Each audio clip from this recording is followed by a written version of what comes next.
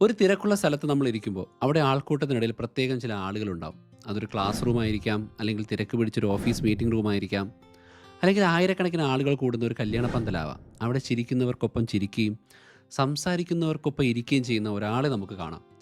പുറമേ നോക്കിയാൽ അയാൾ ആ ഗ്രൂപ്പിൻ്റെ ഭാഗമാണ്. പക്ഷേ സത്യത്തിൽ അയാൾ ആ മുറിയിൽ ആരും കാണാത്ത വിധം ഒറ്റയ്ക്കായിരിക്കും. അവിടെ ഉണ്ട് എന്ന് എല്ലാവർക്കും അറിയാം, എന്നാൽ ഇല്ലാത്തതുപോലെ അനുഭവപ്പെടുന്ന ഒരുതരം ട്രാൻസ്പാരൻ്റ് പ്രസൻസ്. പലപ്പോഴും ആ നിൽക്കുന്നത് ചിലപ്പോൾ നിങ്ങളായിരുന്നിരിക്കാം, അല്ലെങ്കിൽ ഞാനും അത്തരമൊരവസ്ഥയിലൂടെ കടന്നു പോയിട്ടുണ്ടായിരിക്കാം. പക്ഷേ നമ്മൾ ആ സമയത്ത് അവരോട് പോയി ചോദിക്കുകയാണ്, നിങ്ങൾക്ക് സുഹൃത്തുക്കളില്ലേ? അവൻ പെട്ടെന്ന് തൻ്റെ ഫോൺ എടുത്ത് കാണിച്ചു തരും. വാട്സപ്പ് ഗ്രൂപ്പും ചാറ്റ് ചെയ്തുകൊണ്ടിരിക്കുന്ന വ്യക്തിയും ഇൻസ്റ്റാഗ്രാം ഫോളോവേഴ്സും ഒക്കെ നിരത്തി അവൻ പറയും, പിന്നില്ലാതെ എനിക്ക് ഇഷ്ടം പോലെ ആളുകളുണ്ട്. പക്ഷേ ഉള്ളിൻ്റെ ഉള്ളിൽ ആ വലിയ സത്യം അവൻ ആരോടും പറയാതെ ഒളിപ്പിച്ചു വെക്കും. ജീവിതത്തിൽ വലിയൊരു സങ്കടം വരുമ്പോഴോ, അല്ലെങ്കിൽ പങ്കുവയ്ക്കാൻ ആഗ്രഹിക്കുന്ന ഒരു വലിയ സന്തോഷം ഉണ്ടാകുമ്പോഴോ, വിരൽത്തുമ്പിൽ നിന്ന് ആദ്യം ഡയൽ ചെയ്യാൻ ഒരു നമ്പർ പോലും അവരുടെ മനസ്സിലേക്ക് വരില്ല. ആ വ്യക്തിയുടെ സ്വഭാവ ദൂഷ്യമോ അല്ലെങ്കിൽ എന്തെങ്കിലും വീഴ്ചയോ ആണ് ഇതെന്ന് നമ്മൾ കരുതിയാൽ തെറ്റി. ഇതൊരു വലിയ സൈക്കോളജിക്കൽ പാറ്റേൺ ആണ്. നമ്മുടെ തലച്ചോറിനുള്ളിലും പെരുമാറ്റ രീതികളിലും ഈ ലോകത്തിൻ്റെ ഘടനയിലും വളരെ നിശബ്ദമായി പ്രവർത്തിച്ചുകൊണ്ടിരിക്കുന്ന ഒരു മെക്കാനിസം. ഇതിനെക്കുറിച്ച് ആഴത്തിൽ നോക്കിക്കഴിഞ്ഞാൽ നമുക്ക് നമ്മുടെ ചുറ്റുപാടുമുള്ള ലോകത്തെക്കുറിച്ചും നമ്മളെക്കുറിച്ചും ഒരുപാട് കാര്യങ്ങൾ മനസ്സിലാക്കാൻ സാധിക്കും. വീഡിയോയിലേക്ക് ആഴത്തിലേക്ക് പോകുന്നതിന് മുമ്പ്, നിങ്ങളുടെ ലൈഫിൽ ഒരുപാട് സ്കിൽസ് അപ്ഗ്രേഡ് ചെയ്യാൻ പറ്റുന്ന, നിങ്ങൾക്ക് ഒരുപാട് യൂസ്ഫുൾ ആകുന്ന കോഴ്സുകളും ഇത്തരത്തിൽ ഞാൻ ചെയ്യുന്ന പല യൂട്യൂബ് ചാനലുകളുടെ കണ്ടൻറ്റുകളും അതിൻ്റെ ഡീപ്പ് ഡൈവുകളൊക്കെ ഉൾപ്പെടെയുള്ള ചില പ്ലാറ്റ്ഫോമുകൾ നിങ്ങൾക്ക് പരിചയപ്പെടുത്താം. courses.jrstudio.com എന്ന് പറയുന്ന എൻ്റെ വെബ്സൈറ്റിലേക്ക് കയറി കഴിഞ്ഞാൽ നിങ്ങൾക്ക് അവിടെ how to speak confidently, how to think scientifically, പിന്നെ യൂട്യൂബിൽ നിങ്ങൾക്ക് എങ്ങനെ സക്സസ് ആവാം, നിങ്ങളുടെ ഹാബിറ്റ് എങ്ങനെ സെറ്റ് ചെയ്യാം തുടങ്ങിയ ഒരുപാട് കാര്യങ്ങൾ നിങ്ങളെ ഹെൽപ്പ് ചെയ്യുന്ന കോഴ്സസ് ഉണ്ട്. അതുപോലെ തന്നെ jrstudio.com എന്ന് പറയുന്ന ബ്ലോഗിനകത്ത് കയറി കഴിഞ്ഞാൽ നിങ്ങൾക്ക് ഞാൻ ഈ പറയുന്ന കാര്യങ്ങളുടെ ഡീപ്പ് ഡൈവിലേക്കും അതിൻ്റെ റെഫറൻസിലേക്കും കടന്നു ചെല്ലാൻ പറ്റും. എല്ലാ കാര്യങ്ങളുടെയും ലിങ്ക് ഡിസ്ക്രിപ്ഷനിലും പ്രധാനപ്പെട്ട കാര്യങ്ങളുടെ ലിങ്ക് കമൻറ്റ് ബോക്സിലും പിൻ ചെയ്തിട്ടുണ്ട്, ചെക്ക് ചെയ്യാം. ഓക്കെ, നമുക്ക് വീഡിയോയിലേക്ക് തിരികെ വരാം. ഫ്രണ്ട്ഷിപ്പ് പാരഡോക്സ് എന്ന് പറയുന്ന ഒരു കാര്യത്തെയാണ് നമ്മൾ ആദ്യം മനസ്സിലാക്കേണ്ടത്. ഒരു നിസ്സാര കാര്യമായിട്ട് നമുക്ക് തള്ളിക്കളയാൻ പറ്റാത്തൊരെണ്ണം. 2023 അമേരിക്കൻ സർജനായ ജനറൽ വിവേക് മൂർത്തി ഒരു ഒഫീഷ്യൽ അഡ്വൈസറി പുറത്തിറക്കിയിരുന്നു. അദ്ദേഹം ഒറ്റപ്പെടലിനെ അഥവാ ലോൺലിനെസ് എന്ന അവസ്ഥയെ ഒരു പബ്ലിക് ഹെൽത്ത് എപ്പിഡമിക് ആയിട്ടാണ് പ്രഖ്യാപിച്ചത്. സാധാരണ നമ്മൾ ക്യാൻസറിനെ കുറിച്ചോ ഡയബറ്റീസിനെ കുറിച്ചോ ഒക്കെയാണ് ഇത്തരം വാർണിങ്സ് കൊടുക്കുക. എന്നാൽ ഇവിടുത്തെ വിഷയം സുഹൃത്തുക്കളില്ലാത്ത അവസ്ഥയാണ്. ചില സർവേ കണക്കുകൾ നോക്കിയാൽ ഇത് എത്രത്തോളം സീരിയസ് ആണെന്ന് മനസ്സിലാവും. 1990 അമേരിക്കൻ പുരുഷന്മാരിൽ തനിക്ക് അടുത്ത ഒരു സുഹൃത്ത് പോലും ഇല്ല എന്ന് റിപ്പോർട്ട് ചെയ്തവർ വെറും 3% എന്നാൽ 2021 ആയപ്പോൾ ഈ കണക്ക് 15% ഉയർന്നു. ആലോചിച്ച് നോക്കൂ, വെറും 30 വർഷം കൊണ്ട് 5 ഇരട്ടി വർധനവ്, അല്ലെങ്കിൽ ഒരൊറ്റ തലമുറ മാറിയപ്പോൾ സംഭവിച്ച മാറ്റമാണ്. ഇന്ത്യയിലും കേരളത്തിലും ഇതെങ്ങനെയാണ് സംഭവിച്ചത് എന്നതിനെക്കുറിച്ചുള്ള ഒരു ഡാറ്റ എനിക്ക് ലഭ്യമാകാത്തത് കൊണ്ടാണ് ഞാൻ അമേരിക്കയുടെ ഒരു സ്ഥിതിവിവര കണക്കെടുക്കുന്നത്. രസകരമായ മറ്റൊരു കാര്യം, ഇതേ കാലഘട്ടത്തിലാണ് സോഷ്യൽ മീഡിയ കണക്ഷനുകൾ എക്സ്പോണൻഷ്യലായി വർദ്ധിച്ചുകൊണ്ടിരിക്കുന്നത് എന്നതാണ്. ഇതിൽ നിന്ന് ഒരു യാഥാർത്ഥ്യം പുറത്തു വരുന്നുണ്ട്. നമ്മുടെ ഫോളോവേഴ്സ് കൂടുന്തോറും നമ്മുടെ യഥാർത്ഥ സുഹൃത്തുക്കളുടെ എണ്ണം കുറയാൻ സാധ്യതയുണ്ട്. ഇതൊരു കോയിൻസിഡൻസ് അല്ല എന്നാണ് സൈക്കോളജി പറയുന്നത്. പക്ഷേ എന്തുകൊണ്ടാണ് നമ്മുടെ തലച്ചോറ് ഇത്തരത്തിൽ റിയാക്ട് ചെയ്യുക? ഇതിന് പിന്നിൽ നമ്മുടെ ബ്രെയിനിൻ്റെ ഒരു ഫ്രണ്ട്ഷിപ്പ് അൽഗോരിതം വർക്ക് ചെയ്യുന്നുണ്ട്. പരിണാമത്തിൻ്റെ ഭാഗമായി മനുഷ്യൻ്റെ തലച്ചോറിൽ രൂപപ്പെട്ട ഒരു ആദിമമായിട്ടുള്ള തോട്ടുണ്ട്. മറ്റുള്ള ആളുകളുമായിട്ടുള്ള കണക്ഷൻ എന്ന് പറയുന്നത് ഒരു സർവൈവൽ ടൂളാണ്. അതുകൊണ്ട് തന്നെ കാട്ടിൽ ജീവിച്ചിരുന്ന ഗോത്ര മനുഷ്യർ ഒറ്റയ്ക്ക് ജീവിക്കാൻ തയ്യാറായിരുന്നില്ല. അങ്ങനെ ആയിക്കഴിഞ്ഞാൽ ഒരു വന്യമൃഗം അവനെ വന്ന് കൊന്നു തിന്നും. ഒരു ഗോത്രത്തിൻ്റെയോ അല്ലെങ്കിൽ ഒരു കൂട്ടത്തിൻ്റെയോ ഭാഗമായി നിന്നാൽ മാത്രമേ സർവൈവ് ചെയ്യാനും പെറ്റുവരുവാനും ഒക്കെ സാധിക്കൂ. അതുകൊണ്ട് തന്നെ ഒരാൾ നമ്മളെ ഒറ്റപ്പെടുത്തുകയോ റിജക്റ്റ് ചെയ്യുകയോ ചെയ്യുമ്പോൾ നമുക്ക് അനുഭവപ്പെടുന്ന വേദന ഫിസിക്കൽ പെയിൻ, ബോഡി പെയിന് തുല്യമാണ്. UCLAയിലെ നവോമി ഐസൻബർഗർ നടത്തിയ ഒരു പരീക്ഷണം ഇതിന് അടിവരയിടുന്നുണ്ട്. അവർ ചില ആൾക്കാരെ ഒരു വിർച്വൽ ബോൾ ടോസിംഗ് ഗെയിമിലേക്ക് പങ്കെടുപ്പിക്കുന്നു. കളിയുടെ പകുതി വെച്ച് മറ്റു കളിക്കാർ ഈ വ്യക്തിയെ പാടെ അവഗണിക്കാനും അവർക്കിടയിൽ പന്ത് തട്ടാനുമുള്ള ഇൻസ്ട്രക്ഷൻ അവർ രഹസ്യമായി കൊടുത്തിരുന്നു. ഈ സമയത്ത് ഒറ്റപ്പെട്ടുപോയ വ്യക്തിയുടെ തലച്ചോറ് ഒരു FMRI സ്കാൻ വഴി നിരീക്ഷിച്ചപ്പോൾ ഞെട്ടിപ്പിക്കുന്നൊരു കാര്യമാണ് പുറത്തു വന്നത്. സമൂഹത്തിൽ നിന്ന് ഒറ്റപ്പെടുമ്പോൾ ആ വ്യക്തിയുടെ തലച്ചോറിൽ ആക്ടിവേറ്റ് ആയ ഭാഗങ്ങൾ എന്ന് പറയുന്നത് ബോഡിയിൽ മുറിവേൽക്കുമ്പോൾ വേദന പ്രോസസ്സ് ചെയ്യുന്ന അതേ ഭാഗങ്ങളാണ്. വെറും ഒരു വിർച്വൽ ഗെയിമിൽ ആരോ ചിലർ തനിക്ക് പന്ത് തന്നില്ല എന്ന് തലച്ചോറ് ഇത്രയും വലിയ പെയിൻ സിഗ്നലായിട്ട് കൊടുക്കുക. ഇത് വെറും ഒരു സെൻസിറ്റിവിറ്റി അല്ല, മറിച്ച് നമ്മുടെ പരിണാമം നൽകിയ ഒരു ഡിസൈനാണ്. കൂട്ടത്തിൽ നിന്ന് പുറത്താക്കപ്പെടുന്നത് അപകടമാണ് എന്ന സന്ദേശം നമ്മുടെ തലച്ചോറിൽ ആഴത്തിൽ ഹാർഡ്വെയർ ചെയ്യപ്പെട്ടിട്ടുണ്ട്. അത് തലമുറകളായി കൈമാറുന്നുണ്ട്. പക്ഷേ ഇവിടെയാണ് കാര്യങ്ങൾ കുറച്ചുകൂടി കോംപ്ലക്സ് ആകുന്നത്. ഈ വേദനയെ എല്ലാവരും ഒരുപോലെ അല്ല നേരിടുന്നത്. ചിലർക്ക് ഈ വേദന ഒരു വാർണിംഗ് സിഗ്നലാണ്.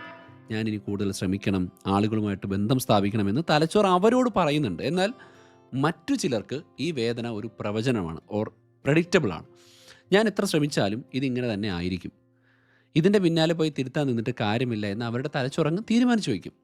ഇത്തരക്കാരുടെ ഉള്ളിൽ ഒരു ത്രെറ്റ് ഡിറ്റക്ഷൻ സിസ്റ്റം എപ്പോഴും ഓണാണ്. ഓരോ ചെറിയ സോഷ്യൽ ഇൻട്രാക്ഷനും അവർക്കൊരു വലിയ ഡേഞ്ചറായിട്ടാണ് അനുഭവപ്പെടുക. പ്രശസ്ത സൈക്കോളജിസ്റ്റ് ജോൺ കാസിയോപ്പോ ഇതിനെ വിളിക്കുന്നത് hyper vigilance to social threat എന്നാണ്. ഇങ്ങനെയുള്ള ഒരാൾ ഒരു മുറിയിലേക്ക് കയറി ചെല്ലുമ്പോൾ അയാളുടെ തലച്ചോറ് അവിടെയുള്ള നല്ല ആൾക്കാരെ അല്ല തിരയുക, മറിച്ച് ആരൊക്കെ തന്നെ ജഡ്ജ് ചെയ്യും, ആരൊക്കെ തന്നെ കളിയാക്കും എന്നാണ്. This is a big trap. ഇതൊരു വലിയ കെണിയാണ്. ഇതിനെയാണ് ലോൺലിനെസ് ട്രാപ്പ് എന്ന് വിളിക്കുക. ലോൺലിനെസ്സിൻ്റെ അല്ലെങ്കിൽ ഒറ്റപ്പെടലിൻ്റെ ഏറ്റവും ക്രൂരമായ വശം അത് ഇങ്ങനെ സ്വയം ശക്തിപ്പെട്ടുകൊണ്ടിരിക്കും എന്നുള്ളതാണ്. ഒറ്റയ്ക്കിരിക്കുന്ന ഒരാൾക്ക് മറ്റുള്ളവരുമായിട്ട് സംസാരിക്കണമെന്ന ആഗ്രഹം ഉള്ളിൽ വളരെയധികം ഉണ്ടാവും. പക്ഷേ അതേസമയം തന്നെ ആ സംസാരം വഴി ഉണ്ടാകാൻ സാധ്യതയുള്ള അപകടങ്ങളെക്കുറിച്ച് തലച്ചോറ് ശക്തമായി ആശങ്കപ്പെടുകയും ചെയ്യും. എനിക്ക് ബന്ധങ്ങൾ വേണം, പക്ഷേ ബന്ധങ്ങൾ ഡേഞ്ചറാണ്, അതുകൊണ്ട് ഞാൻ മാറി നിൽക്കാം. ഇതാണ് അവരുടെ പോളിസി. ഇത് കടൽ വെള്ളം കുടിച്ച് ദാഹം മാറ്റാൻ ശ്രമിക്കുന്ന പോലെയാണ്. കുടിക്കും തോറും ദാഹം കൂടിക്കൊണ്ടിരിക്കും, ദാഹം കൂടുന്തോറും വീണ്ടും കടൽ വെള്ളം തന്നെ കുടിക്കും. പഠനങ്ങൾ പറയുന്നത് ലോൺലി ആയ ആൾക്ക് മറ്റുള്ളവരുടെ ചിരിയോ അല്ലെങ്കിൽ ഒരു ചെറിയ ആംഗ്യമോ ഒക്കെ തന്നെ ശരിയായ രീതിയിൽ മനസ്സിലാക്കാൻ സമയമെടുക്കുമെന്നാണ്. അവർ എപ്പോഴും കാര്യങ്ങളെ നെഗറ്റീവായിട്ടായിരിക്കും ഇൻ്റർപ്രറ്റ് ചെയ്യുക. ഉദാഹരണത്തിന്, ഒരാൾ തന്നോട് വന്ന് നന്നായി സംസാരിച്ചാൽ അതൊരു മര്യാദയുടെ പുറത്താണോ അതോ അയാൾക്ക് തന്നോട് ശരിക്കും താല്പര്യമുള്ളത് കൊണ്ടാണോ എന്ന കാര്യത്തിൽ ആ ആൾക്ക് എപ്പോഴും ഡൗട്ടുണ്ടാവും. ഈ ഒരു ലെൻസിലൂടെയാണ് അയാൾ ലോകത്തെ മൊത്തം നോക്കിക്കാണുന്നത്. അപ്പോൾ ചുറ്റുമുള്ളതെല്ലാം ഭയാനകരമായിട്ട് തോന്നും. സ്വാഭാവികമായിട്ടും ഉൾവലിയും. ആ ഉൾവലിയിൽ അവരുടെ ഒറ്റപ്പെടൽ വീണ്ടും വർദ്ധിക്കും. ഇതൊരു നെവർ എൻഡിങ് ലൂപ്പായിട്ട് ഇങ്ങനെ മാറിക്കൊണ്ടിരിക്കും. ഞാൻ ജേർണലിസം പഠിക്കുന്ന കാര്യത്തിൽ ഇങ്ങനെയുള്ളൊരു വ്യക്തിയായിരുന്നു. ഗ്രൂപ്പ് ഡിസ്കഷനുകളിൽ ഞാൻ പങ്കെടുക്കും, പക്ഷേ ഒരക്ഷരം പോലും ഞാൻ മുൻകൈ എടുത്ത് മിണ്ടില്ല. എല്ലാവരും കൂടി ഉച്ചഭക്ഷണം കഴിക്കാൻ കൂട്ടത്തോടെ ഇരിക്കുമ്പോൾ ഞാൻ കൂടെ ഇരിക്കും, പക്ഷേ ഒരിക്കലും ഒരു വർത്തമാനം തുടങ്ങാനായിട്ട് ഞാൻ തയ്യാറാകില്ല. ആരും എന്നെ ഇങ്ങോട്ട് വിളിച്ചില്ലല്ലോ, അപ്പോൾ ഞാൻ എന്തിനു പോകണം എന്നൊരു നിയമം എൻ്റെ ഉള്ളിൽ എപ്പോഴും ഇങ്ങനെ പ്രവർത്തിക്കും. ഉള്ളിൽ വല്ലാത്ത ആഗ്രഹങ്ങളുണ്ടെങ്കിലും പുറമേ കാണിക്കുന്നത് എനിക്കിതിൻ്റെ ഒന്നും ആവശ്യമില്ല എന്ന ഭാവമാണ്. ഈ വലിയൊരു ഗ്യാപ്പ് കാരണം എത്രയോ നല്ല സൗഹൃദങ്ങൾ നഷ്ടമായിട്ടുണ്ടെന്നറിയാമോ? സൈക്കോളജിസ്റ്റ് ഫ്രിദ ഫ്രം റീച്ച്മാൻ ഇതിനെ ഇമോഷണൽ ലോൺലിനെസ് എന്നാണ് വിളിച്ചത്. ഇത് വെറുതെ ഒറ്റയ്ക്കിരിക്കുന്ന ഒരവസ്ഥയല്ല, മറിച്ച് ഒരു പ്രത്യേക ക്വാളിറ്റിയുള്ള കണക്ഷൻ്റെ അഭാവമാണ്.